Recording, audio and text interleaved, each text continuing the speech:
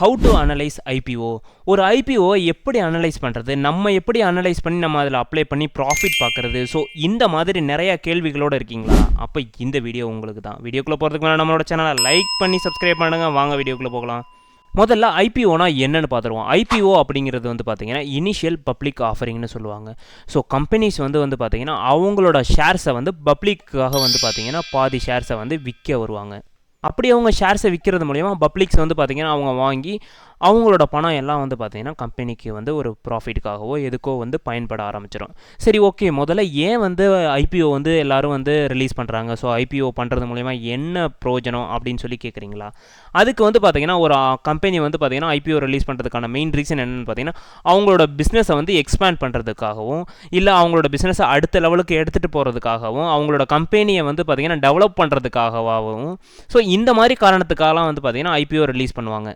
இப்போதைக்கு அவங்கக்கிட்ட கொஞ்சம் காசு இருக்குது. ஸோ அந்த காசை வந்து பார்த்திங்கன்னா அவங்க வந்து கம்பெனி ரன் பண்ணுறது கரெக்டாக இருக்குது. பட் டெவலப் பண்ணுறதுக்கு இல்லை எக்ஸ்பேண்ட் பண்ணுறதுக்கு வந்து பார்த்திங்கன்னா அவங்கக்கிட்ட காசு இல்லை அப்படின்னா என்ன பண்ணுவாங்க அப்படின்னு கேட்டிங்கன்னா அவங்க வந்து உடனே வந்து பப்ளிக்கு கொஞ்சம் அவங்களோட ஷேர்ஸை விற்று, ஸோ அது மூலியமாக வந்து பார்த்திங்கன்னா அவங்களுக்கு கொஞ்சம் பணம் கிடைக்கும் இல்லையா, பப்ளிக் போட்டு வாங்குவாங்க இல்லையா, அந்த பணத்தை வச்சு வந்து பார்த்திங்கன்னா அவங்களோட பிஸ்னஸை வந்து மேலே வந்து எக்ஸ்பேண்ட் பண்ணிட்டு போவாங்க. ஸோ இதுக்காக தான் வந்து பார்த்திங்கன்னா ஐபிஓ வந்து பார்த்திங்கன்னா கம்பெனிஸ் வந்து ரிலீஸ் பண்ணுறாங்க.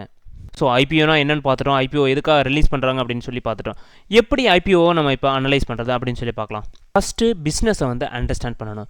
ஸோ ஒரு கம்பெனி வந்து எதுக்காக வந்து ஐபிஓவுக்கு வராங்க அப்படிங்கிறத தாண்டி அவங்க வந்து எந்த மாதிரியான கம்பெனி, ஸோ அவங்களோட பிஸ்னஸ் எப்படிப்பட்ட பிஸ்னஸ்ஸு, அவங்களோட பிஸ்னஸ் வந்து பார்த்திங்கன்னா செக்டாரில் வந்து இப்போ வந்து ஒரு நல்ல பூஸ்ட் ஆகக்கூடிய பிஸ்னஸாக இல்லை ஃப்யூச்சரில் எப்படி இருக்கும், ஸோ இது எல்லாத்தையுமே வந்து பார்த்திங்கன்னா நம்ம அனலைஸ் பண்ணணும். ஸோ அவங்களோட பிஸ்னஸ் வந்து இப்போது எக்ஸாம்பிளுக்கு வந்து ஒரு மோட்டார் கம்பெனிஸாக இருக்கட்டும். ஸோ மோட்டார் கம்பெனிஸில் நிறையா கம்பெனிஸ் இருக்குது. பட் ஒவ்வொரு கம்பெனிஸும் ஒரு சில கம்பெனிஸ்லாம் இப்போ வந்து டாப்பில் பர்ஃபார்ம் பண்ணுது இல்லையா.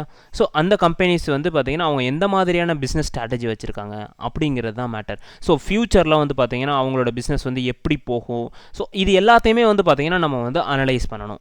அதை அனலைஸ் பண்ணுறது மட்டும் இல்லாமல் அவங்க வந்து பார்த்திங்கன்னா அடுத்த லெவலில் வந்து பார்த்திங்கன்னா நம்ம வந்து இந்த கம்பெனிக்கும் இன்னொரு கம்பெனிக்கும் வந்து எப்படி வந்து பிஸ்னஸ் போகுது, ஸோ அவங்களோட காம்படிட்டர் என்ன பண்ணுறாங்க, ஸோ அதையும் தாண்டி இவங்க என்ன யூனிக்காக பண்ணுறாங்க, ஸோ அந்த காம்படிட்டரை விட இவங்க எப்படி வந்து இவங்களோட பிஸ்னஸை வந்து நெக்ஸ்ட் லெவலுக்கு கொண்டு போகிறாங்க அப்படிங்கிறதையும் வந்து பார்த்திங்கன்னா நம்ம அனலைஸ் பண்ணணும். ஸோ அவங்களோட காம்படிட்டர்ஸை ஒரு பக்கம் எடுத்து வச்சு இன்னொரு பக்கம் வந்து பார்த்திங்கன்னா நம்மளோட இந்த நம்ம எதில் இன்வெஸ்ட் பண்ண போகிறோம் அப்படிங்கிற கம்பெனியையும் எடுத்து வச்சு வந்து பார்த்திங்கன்னா நம்ம வந்து ஓகே இவங்க வந்து இந்த மாதிரியான பிஸ்னஸ் ஸ்ட்ராட்டஜி கொண்டு போகிறாங்க, பட் இதையும் தாண்டி இவங்க வந்து இதை வந்து அட்வான்டேஜாக எடுத்து பண்ணுறாங்க அப்படிங்கிற ஒரு எது வந்து காம்படிட்டரை விட பெஸ்ட்டாக பண்ணுறாங்க அப்படிங்கிறதையும் நம்ம வந்து அதில் அனலைஸ் பண்ணணும். ஸோ இது ரெண்டும் தெரிஞ்சால் மட்டும் நம்ம வந்து ஒரு ஐபிஓ வாங்கிடலாமா அப்படின்னு கேட்டிங்கன்னா கண்டிப்பாக கிடையவே கிடையாது. அடுத்து வந்து பார்த்திங்கன்னா ஒரு கம்பெனியோட இப்போ நம்ம ஒரு கம்பெனி பற்றி ஐபிஓ வாங்க போகிறோம் அப்படின்னு கேட்டிங்கன்னா அந்த கம்பெனியை பற்றி வந்து நமக்கு அவங்களோட ரெவன்யூ க்ரோத் எப்படி இருக்குது, அவங்களோட ப்ராஃபிட் லெவல் எப்படி இருக்குது, அவங்களோட கடன் எப்படி இருக்குது அப்படிங்கிறது ரொம்பவே முக்கியமான ஒன்று.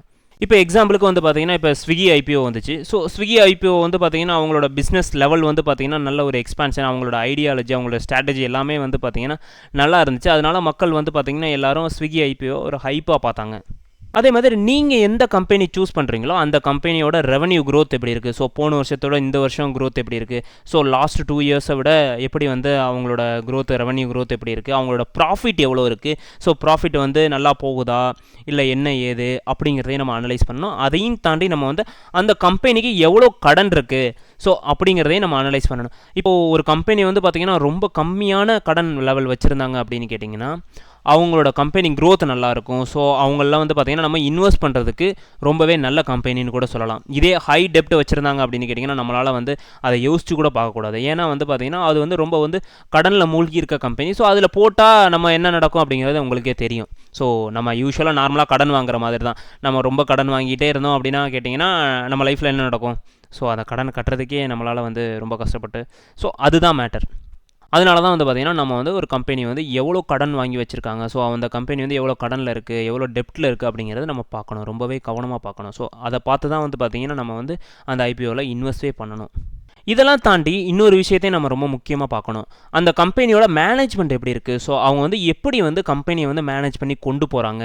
ஸோ டக்குன்னு வந்து ஒரு சில கம்பெனிலாம் வந்து பார்த்திங்கன்னா நல்லா மேனேஜ்மெண்ட்டு திடீர்னு விட்டுருவாங்க. ஸோ ஒரு சில கம்பெனி வந்து பார்த்திங்கன்னா ஸ்டாண்டர்டாக அந்த மேனேஜ்மெண்ட்டில் வந்து ரொம்ப ஒரு பக்காவாக வந்து கான்சன்ட்ரேட் பண்ணுவாங்க. ஸோ அப்படி கான்சன்ட்ரேட் பண்ணுறது மூலியமாக வந்து பார்த்திங்கன்னா அவங்களோட ப்ராஃபிட்லேயே அவங்க கான்சன்ட்ரேட் பண்ணுவாங்க. அவங்களோட பீப்புள்ஸையும் வந்து பார்த்திங்கன்னா ரொம்ப கவனமாக பார்த்துக்குவாங்க. அது மட்டும் இல்லாமல் அவங்கள நம்பி வாங்குகிற கன்சியூமர்ஸையும் வந்து பார்த்திங்கன்னா ரொம்ப வந்து பக்காவாக பார்த்துக்குவாங்க. ஸோ அந்த மேனேஜ்மெண்ட்டோட ஸ்ட்ராட்டஜிஸ் எப்படி இருக்குது, ஸோ எப்படி வந்து அவங்க பிஸ்னஸை கொண்டு போகிறாங்க, அது எல்லாமே வந்து நமக்கு ரொம்ப முக்கியமான ஒன்று. ஸோ இது வந்து பார்த்திங்கன்னா ஐபிஓ வந்து ஒரு மேலோட்டமாக பார்க்குறதா. ஸோ இப்படியெல்லாம் நம்ம வந்து பார்த்து அனலைஸ் பண்ணி ஐபிஓ வாங்கலாம்.